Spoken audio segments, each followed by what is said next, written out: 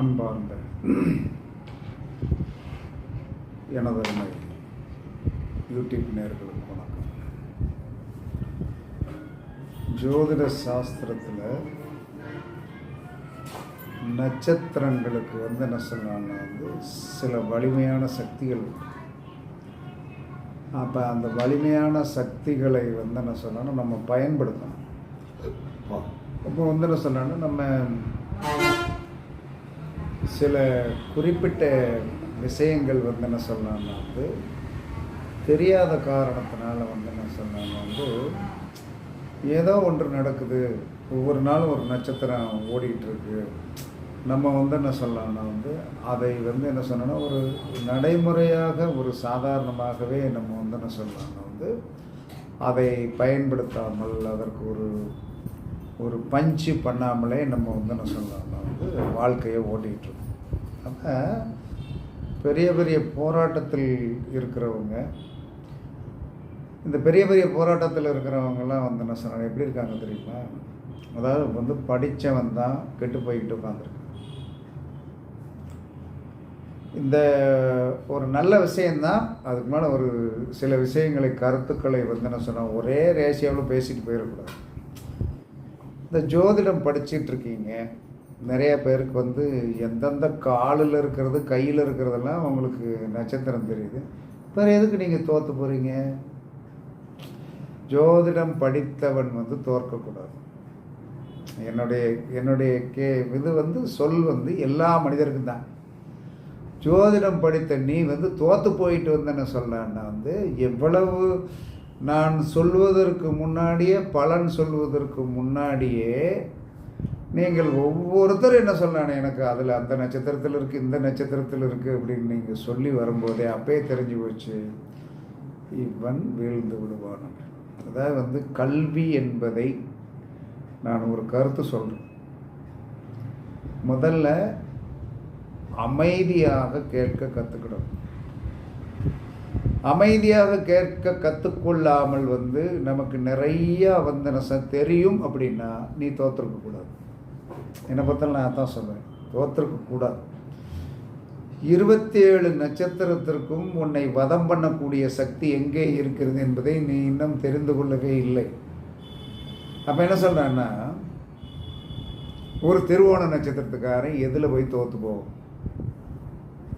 திருவோண நட்சத்திரம் காலபுருஷனுடைய என்ன சொன்னா 22வது நட்சத்திரம். அதில் முதல்ல பிறக்கவே கூடாது. காலபுருஷனுடைய 18வது நட்சத்திரம் கேட்டையில் பிறக்கக்கூடாது. காலபுருஷனுடைய 11வது நட்சத்திரம் பூர நட்சத்திரத்தில் பிறக்கக்கூடாது. காலபுருஷனுடைய 3வது நட்சத்திரம் கார்த்திகை நட்சத்திரத்தில் பிறக்கக்கூடாது. காலபுருஷனுடைய 7வது நட்சத்திரம் 5வது நட்சத்திரம், காலபுருஷனுடைய 5வது நட்சத்திரம் என்ன சொன்னால் அஸ்வதி பரணி கார்த்திகை ரோகிணி மிருகசீரிடத்தில் பிறக்கக்கூடாது. காலபுருஷனுடைய 7வது நட்சத்திரம் அஸ்வதி பரணி கார்த்திகை ரோகிணி மிருகசீரிடம் திருவாதிரை புனர்பூசத்தில் பிறக்கக்கூடாது. அப்பயே உங்களுடைய உண்மை சொரூபம் என்ன என்பதை என்ன சொல்ல நீங்கள் தெரிந்து கொள்ளுங்கள். அதாவது இதெல்லாம் ஜோதிடத்தில் ஏன்னா மறைச்சிட்டாங்கன்னு எல்லோரும் வெக்ஸாகி போயிடுவீங்க. எல்லாருமே வெக்ஸாகி போயிடுவீங்க. அப்போ நாம் எப்பயுமே என்ன சொல்கிறோன்னா, ஜோதிடம் கேட்கக்கூடிய நபர்கள் பொறுமையாக உங்களுக்கு தீர்வு என்னால் கண்டிப்பாக சொல்ல முடியும். நான் திரும்பவும் உங்களுக்கு எதுக்கு சொல்கிறேன்னா, அதாவது நிறைய அனுபவங்கள் தான் ஜோதிடம். நிறைய அனுபவம், நிறைய ஜாதகம் பார்க்கணும், நிறைய சாஃப்ட்வேரை பார்த்து என்ன சொன்னா புள்ளி கணக்கு அந்த கணக்கெல்லாம் நீங்கள் போக வேண்டியதில்லை. கட்டாயம் என்ன சொல்லலான்னா ராசி கட்டம் அம்ச கட்டம் இருந்தால் மட்டும் எனக்கு போதும். திசை இருப்பு கூட போடணுங்கிற அவசியம் எனக்கு கிடையாது. என்ன காரணம்னா, அது திசை இருப்பு போட்டு என்ன பண்ணிட போகிறீங்க? உங்களுக்கு உட்கார்ந்துருக்கிற இடம். அதனால் யார் நீங்கள் ஜோதிடம் கேட்டாலும் நீங்கள் படித்திருக்கிறீர்கள் என்பது வந்து என்ன சொன்னால் பெருமைப்படுவதற்கு பெருமைப்பட்டீர்கள் என்று சொன்னால், இப்போ நான் படிச்சிருக்கேன்னா நான் பெருமைப்படுவேன். என்ன காரணம்னா, என்னால் எந்த விஷயத்தையுமே வந்து சால்வேஷன் பண்ண முடியும். சால்வேஷன் பண்ண முடியாதுன்னு நான் சொல்லவே மாட்டேன். என்கிட்ட ஒருத்தன் பேசிட்டான்னு வச்சுக்க, எனக்கு என்ன கஷ்டம் அப்படின்னு சொல்லிட்டான்னா, அடுத்த செகண்ட் இதை செய்ய சரியாக போயிடும் அப்படின்னு சொல்லக்கூடிய வல்லமை என்பதை விட அதில் இருக்கிற கல்வி தான். அப்போ நம்ம வந்து என்ன சொன்னோன்னா, நீங்கள் ஜோதிடம் படித்து கஷ்டப்படுகிறீர்கள் என்று சொன்னால் உங்கள் ஜாதகத்துக்குள்ள ஒரு பெரிய திமிங்கலம் ஒன்று இருக்குன்னு அர்த்தம். அந்த திமிங்கலத்தை நீங்கள் வந்து என்ன சொன்னோன்னா எப்படி சால்வேஷனுக்கு கொண்டு வரணும் அப்படிங்கிறத வந்து நீங்கள் தெரிஞ்சு வச்சுக்கணும். அதற்கு உங்களுடைய நீங்கள் வச்சுருக்கிற சாஃப்ட்வேரோ படிச்சுக்கிட்டு இருக்கிற புஸ்தகமோ உங்களுக்கு பலன் பெறாது. நாங்களாம் எப்படி படித்தோன்னு தெரியுமா, ஒரு குருநாதர்கிட்ட வந்து ஓரத்தில் போய் உட்காரணும். அவங்க ஜாதகம் பார்த்துட்டு இருக்கும்போது நம்ம கவனிச்சுட்டே இருக்கணும். அவங்க எப்படி சொல்கிறாங்க, என்ன பண்ணுறாங்க, ஏது பண்ணுறாங்கிற ரிசர்ச்சு. அப்போ வந்து என்ன சொன்ன நிறையா விஷயங்கள் நாங்கள் கற்றுக்கொண்டதெல்லாம் குரு வாய்மொழியாக சொன்ன விஷயங்கள் தான். ஏன்னா அது எழுத்து வடிவில் எங்கேயும் இருக்காது. அப்போ நிறையா விஷயங்களை மண்டக்குள்ளே போட்டுக்கிட்டு அவங்கக்கிட்ட பேசிகிட்டு இருந்த ஒரு 2 மணி நேரத்தில் வந்து நம்ம வீட்டுக்கு வந்து என்ன சொன்னோம் நிறைய வந்து டைரியில் குறித்து வச்சு அதை நீங்கள் பழகி பாருங்கள், கண்டிப்பாக நல்லா. அப்படி இப்போ இருக்கிறதுக்கு ஆள் இல்லை. கிளாஸ் எடுக்காங்க. கிளாஸ் எடுக்கிறதுல வந்து என்ன சொன்னேன்னா வந்து எனக்கு வந்து என்ன சொன்னேன், அவங்க என்னமோ எடுத்துகிட்டு போகிறாங்க, அது அவங்களுடைய விதி. அதனால் நான் ஒரு அற்புதமான விஷயம், இந்த உலகத்தில் இருக்கிற அத்தனை பேருமே வந்து என்ன சொன்னேன், உங்களுக்கு என்ன கஷ்டம் இருந்தாலும் சேர்த்தான், நான் சொல்லுகின்ற இந்த நட்சத்திரத்தில் வந்து என்ன சொல்கிறான்னா வந்து நீங்கள் ஒரு செயலை செய்யுங்கள். ஆனால் வந்து இந்த நட்சத்திரத்துக்கு அப்படி என்ன சார் மதிப்பு அப்படின்னு நீங்கள் கேட்கலாம். இது என்ன மதிப்பு அப்படின்னா, அதாவது வந்து என்ன சொல்லலாம்னா வந்து ஒரு மனிதனுடைய நட்சத்திரத்துக்கு 20வது நட்சத்திரத்தும் பரிபூரணம் அப்படின்ட்டான். நட்சத்திரம் வந்து என்ன சொல்லலாம்னா அசுபதியில் இருந்து 20வது நட்சத்திரம் அப்படிங்கிறது பரிபூரண நட்சத்திரம். அதே மாதிரி உங்களுடைய பிறந்த நட்சத்திரத்திற்கு 20வது நட்சத்திரம் பரிபூர்ணமான ஒரு அருளை கண்டிப்பாக தரும். அதை பயன்படுத்த மாட்டிக்கிங்க. அப்போ நான் இப்போ சொல்ல போகிறது பூராட நட்சத்திரம். இந்த பூராட நட்சத்திரம் என்ன செய்யும், இந்த பூராட நட்சத்திரத்தில் என்ன செய்யலாம் அப்படின்னா, ஆனால் இதெல்லாம் கரெக்டாக காலண்டரில் குறித்து வச்சுக்கிடுங்க. இந்த பூராட நட்சத்திரத்தை வைத்து என்ன செய்யலாம், அது உங்களுக்கு தாராபலன் இருக்குது, தாராபலன் இல்லை, எனக்கு 4 வருது, 8 வருது, 9 வருது, அதை பற்றியெல்லாம் கவலைப்படாதீங்க. அது காலபுருஷனுக்கு 20வது நட்சத்திரம். அந்த நட்சத்திரத்தில் ஒரு காரியம் செய்தால் பரிபூரண அருளை பெறலாம். எங்கே போய் செய்யணும் அப்படின்னா, பூராட நட்சத்திரம் வருகின்ற அன்று நதியில் குளித்துவிட்டு நதிநீரில் வந்து நதி ஓடுகின்ற நதியில் குளிக்கணும். இந்த ஓடுகின்ற நதி வந்து எங்கள் ஊர் பக்கத்தில் திருநெல்வேலி தாமிரபரணி இருக்குது. திருநெல்வேலி பக்கத்தில் வந்து என்ன சொல்லலாம்னா வந்து வல்லநாடு என்று சொல்லக்கூடிய அங்கே ஒரு ஜீவசமாதி இருக்குது. அந்த இடத்துல வந்து என்ன சொன்னால் ஒரு ஆறு இருக்குது. அது தாமிரபரணி ஆறு, தெற்கவாத்து ஓடக்கூடிய நதி. அந்த பூராட நட்சத்திரம் வருகின்ற அன்று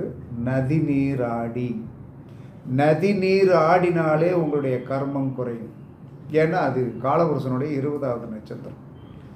அது எங்கே உட்காந்துருக்கு, மேசத்திலேருந்து 9ஆம் இடத்துல உட்காந்து 9ஆம் இடத்துல அந்த நட்சத்திரம் இருக்குது. அது வந்து ஒரு தர்மத்திரிகோணம். அது ஒரு தர்மத்திரிகோணம் இடம் தனுசு. அப்போ அந்த பூராட நட்சத்திரம் வருகின்ற அன்று நதிநீராடி வர கர்மம் வந்து கண்டிப்பாக உங்கள் வர்க்கத்தில் என்னென்ன எவன் பாவம் பண்ணியிருந்தாலும் சரி கர்மம் வந்து தீர்ந்துடும். என்ன செய்யணும், போகணும். அதே பூராட நட்சத்திரம் ஃபுல்லாக இருக்கணும். காலையிலேருந்து சாயந்தரம் வரைக்கும் இருக்கணும். நம்ம வேலை செய்கிற நேரத்தில் பூராட நட்சத்திரம் ஓடணும். அப்போ என்ன செய்யணும், போகணும். போகும்போது ஒரு தேங்காய் வாங்கிட்டு ஒரு மஞ்சள் துண்டு வாங்கிட்டு போய் அந்த தேங்காவை மஞ்சள் துண்டில் போட்டு நல்லா சுருட்டிக்கிட்டு தலையை வந்து என்ன சொன்னாலும் வலம் 3 இடம் 3 சுற்றி ஆற்றுல வீசிடணும். வீசிட்டு நல்லா குளிச்சுட்டு நல்லா குளிச்சுட்டு அந்த பூராட நட்சத்திரம் ஓடிக்கொண்டிருக்கும் போதே வந்து என்ன சொல்கிறாருன்னா வந்து சமாதி வழிபாடு பண்ணணும். இது இந்த மாதிரி ஒரு அமைப்புள்ள இடம் திருநெல்வேலி பக்கத்தில் இருக்கிற வல்லநாடு ஜீவசமாதி இருக்கிறது. அப்போ வல்லநாடு ஜீவசமாதிக்கு நீங்கள் இந்த மாதிரி பூராட நட்சத்திரத்தில் வந்து நம்ம போகணும், போனால் வந்து நல்லா இருக்குன்னு சொல்கிறாங்களா அப்படின்னா நீங்கள் வந்து என்ன சொல்கிறேன்னா வல்லநாடு நீங்கள் வந்து திருநெல்வேலியில் வந்து தங்கிக்கிட்டு அழைச்சிடலாம். இல்லை வல்லநாட்டிலே தங்குறதுக்கு வந்து என்ன சொன்னால் அங்கே லாட்ஜ் இருக்குது, அங்கே வந்து தங்கிக்கிடலாம். தங்கிக்கிட்டு காலையில் அந்த பூராட நட்சத்திரம் ஸ்டார்ட் ஆனவுடனே நேராக ஆற்றுல போய் வந்து என்ன சொன்னால் ஒரு தேங்காய் வாங்கி மஞ்சள் துண்டை வாங்கி தலையை சுற்றி வந்து சொன்னால் நீட்டாக வந்து தலையை சுற்றி போட்டுட்டு நல்லா குளிச்சுட்டு நேராக ஜீவசமாதிக்கு போங்க. ஜீவசமாதிக்கு போய் வந்து என்ன சொல்கிறான்னா வந்து உங்களால் முடிஞ்சது வந்து ஜீவசமாதிக்கு போகும்போது 1 லிட்டர் நல்லெண்ணெய், 1 லிட்டர் நல்லெண்ணெய், ஒரு 10 திரி பாக்கெட்டு, நல்ல நீளமான திரி பாக்கெட்டு வாங்கி கொண்டு போய் கொடுங்க. சாமிக்கு போடுறதுக்கு வந்து என்ன சொல்லலான்னா வந்து ஒரு மாலை வாங்கிட்டு போங்க. ஜீவசமாதிக்கு போடுறதுக்கு ஒரு மாலை வாங்கிட்டு போங்க. ப்ளஸ் அரை கிலோ பூந்தி வாங்கிட்டு போங்க. ஒரு 10 எலுமிச்சம்பழம் வாங்கிட்டு போங்க. இவ்வளோ தான். போங்க. நேராக போய் வந்து என்ன சொன்னோன்னா பூசாரி இருப்பார். பூசாரிகிட்ட வந்து மாலையை கொடுங்க, எண்ணெயை கொடுங்க, திரியை கொடுங்க. நீட்டாக வந்து என்ன சொன்னால் அன்னைக்கு அந்த இடத்துல சாமியை கும்பிட்டுட்டு அந்த சமாதியை வந்து என்ன சொன்னோன்னா 20 சுற்று சுற்றணும். அந்த சமாதியை 20 சுற்று சுற்றிட்டு அந்த சமாதிக்கு முன்னாடி சாஷ்டாங்கமாக, ஆம்பளைன்னா சாஷ்டாங்க விழுந்து வணங்கிடணும், பெம்பளைன்னா வந்து என்ன சொன்னால் முட்டி போட்டு வணங்கணும். வணங்கிட்டு நேராக வந்து எப்போ ஜீவசமாதிக்கு போனாலும் உங்களால் முடிஞ்ச ஒரு சின்ன அங்கே அன்னதானம் நடக்கும், டெய்லி அன்னதானம் நடக்கும். நல்லா நீட்டாக வந்து என்ன சொல்கிறான்னா ஒரு 500 ரூபாயோ 300 ரூபாயோ 200 ரூபாயோ குறைஞ்சது ஒரு 100 ரூபாய்க்கு குறைவில்லாமல் நீங்கள் அந்த ரசீது உங்கள் பேருக்கு போட்டு வாங்கிட்டு அந்த ஜீவசமாதியில் 12 மணிக்கு மேல் வந்து என்ன சொன்னான்னா அன்னதானம் நடக்கும். நல்லா நீட்டாக உட்காந்து சூப்பராக சாப்பிடுங்க. சூப்பராக நல்லா நீட்டாக உட்காந்து சாப்பிடுங்க. சாப்பிட்டு முடிச்சுட்டு, ஏன்னா அங்கே வந்து என்ன சொல்கிறான்னா சமாதியை வந்து என்ன சொல்கிறான்னா வந்து நீங்கள் சாப்பிட்டுட்டு சுற்றுறது நல்லது. சாமியெல்லாம் கும்பிட்டுட்டு சாப்பிட்டுட்டு சுற்றுவது பரிபூர்ண அருளை தரும். இந்த 20 என்று சொல்லக்கூடிய 20 என்று சொல்லக்கூடிய நட்சத்திரம், அதாவது வந்து காலம் அசுபதியிலேருந்து மூலம் வந்து என்ன சொன்னால் 19வது நட்சத்திரம், பூராடம் வந்து 20வது நட்சத்திரம். 2வது சுக்கிரனுக்கு திசை எவ்வளவு? 20 வருஷம். இதெல்லாம் ஒரு கணக்கு வச்சு தான் நம்ம முன்னோர்கள் சொன்னாங்க. அப்போ கரெக்டாக வந்து என்ன சொல்லலாம்னா சாப்பிட்டுட்டு ரசீதெல்லாம் போட்டுட்டு சாமியெல்லாம் கும்பிட்டுட்டு இதெல்லாம் கொடுத்துட்டு நீட் பண்ணிட்டு 20 சுற்று சமாதியை சுற்றி விட்டு கொஞ்ச நேரம் அந்த சமாதியில் உட்கார்ந்துட்டு உங்கள் ஊருக்கு வண்டி அறிவாங்க. வாழ்க்கையில் நீங்கள் நினைச்சு பார்க்க முடியாத அளவுக்கு பெரிய யோகங்களை வந்து புராட நட்சத்திரம் ப்ளஸ் நதி நீர் ஆடுதல், புராட நட்சத்திரம் ப்ளஸ் சமாதி வழிபாடு செய்தால் கர்ம வினை தீர்ந்து காரிய வெற்றி கண்டிப்பாக நடக்கும். இதை செயல்படுத்தி பாருங்கள். இதை செயல்படுத்துங்க. அதான் ஏதாவது ஒன்றை கையில் வச்சுக்கோங்க. 1000 பேர் யூடியூப்பில் பேசிகிட்டே தான் இருப்பேன். நானும் டெய்லி ஒன்று போட்டு தான் இருக்கேன். உங்களுக்கு எது பிடிக்கிறதோ அதை செஞ்சிட்டே இருங்க. இப்போ எனக்கெல்லாம் ஒரு இது, நான் இத்தனை பேசினாலும் என்ன சொல்கிறேன்னா எனக்குன்னு ஒரு நட்சத்திரம் இருக்குது. அந்த நட்சத்திரத்துக்கு வந்து நான் அந்த ஜீவசமாதிக்கு போவேன். ஏன்னா அது என்னுடைய அதிர்ஷ்ட நட்சத்திரம். என்னுடைய அதிர்ஷ்ட நட்சத்திரம் பூசம். என்னுடைய 13வது நான் பிறந்த நட்சத்திரத்துக்கு 13வது நட்சத்திரம் பூசமாக இருக்கிற காரணத்தினால அங்கே போய் நான் சாமி கும்பிட்ட பிறகு வந்து இன்றைக்கு வரைக்கும் வந்து 15 வருடங்கள் 15 வருஷம் என்ன சார் 2009 இருந்து கும்பிட்டுருக்கேன். இன்றைக்கி 2024. அப்போ 2024 அப்படின்னு சொல்லி வரும்போது 15 வருஷம் முடிஞ்சிருச்சு. இந்த 15 வருடத்தில் தான் பெரிய யோகங்களையும் பெரிய அமைப்புகளையும் பெரிய வந்து என்ன சொல்லலாம்னா நாம் நினைச்ச காரியங்களெல்லாம் சாதிக்க முடிஞ்சது. ஒரு ஜோதிடம் பார்த்துட்டு நிறைய விஷயங்களை சாதிக்க முடிஞ்சதுக்கு காரணம் சாட்சி அந்த ஜீவசமாதி தான். காரணம் என்னுடைய அதிர்ஷ்ட நட்சத்திரம் அதில் வேலை செய்யும்.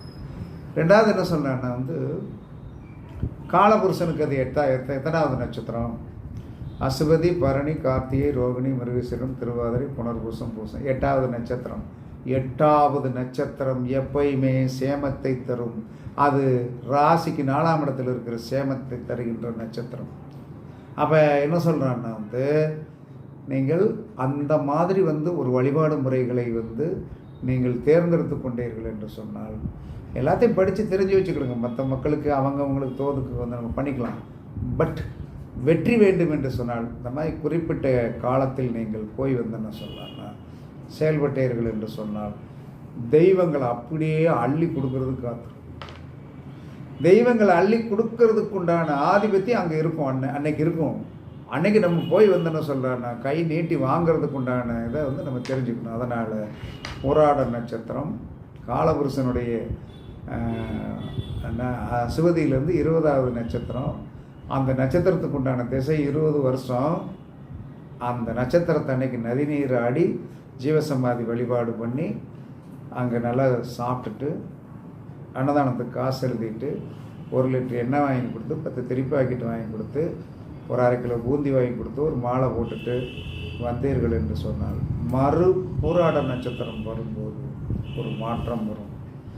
போய்கிட்டே இருங்க, ரெகுலராக போங்க, கண்டிப்பாக வெற்றி கிடைக்கும் என்று கூறி உங்களிடமிருந்து விடைபெறுவது சிப்பிப்பாறை ஜோதிடர் சாதி ராகவன் ஜெயபாலாஜி. சுகமே சொல்க, சுகமே சொல்க. வாழ்க வளமுடன், வாழ்க வளமுடன். வணக்கம், வணக்கம், வணக்கம்.